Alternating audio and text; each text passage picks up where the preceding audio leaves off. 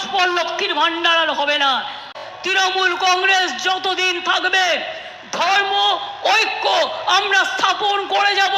কোনো জাতির সাথে, কোনো ধর্মের সাথে কোনো বিদ্বেষ করতে আমরা দেব না।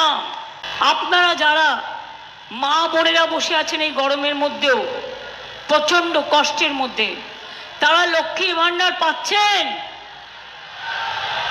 লক্ষ্মীর ভান্ডার পাচ্ছেন? লক্ষ্মীর ভান্ডার পাচ্ছেন? বিজেপির কোনো একজন বোমা নেতা বলেছে 3 মাস পর লক্ষ্মীর ভান্ডার আর হবে না। আমি বলি সাহস থাকলে হাত লাগাও, লক্ষ্মীর ভান্ডার চলবে এবং এই লক্ষ্মী সরস্বতী রুকসানা রোশনারা এরাই তোমাদের আগামী দিন দেবে ভালো করে। মা বোনেরাও খেলতে জানে, জানো তো?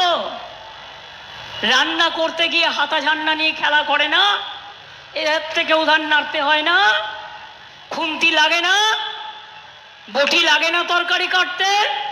সবাই তো মেশিনে এখনো চলে যায়নি।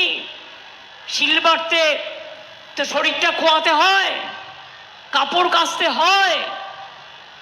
সবাই তো বিজেপির মতো ভাত পাওয়া ওয়াশিং মেশিন নয় যে কালো লোকগুলোকে, চোর ডাকাত গুন্ডাগুলোকে নিয়ে নিল আর ওয়াশিং মেশিনে গিয়ে সাদা হয়ে গেল।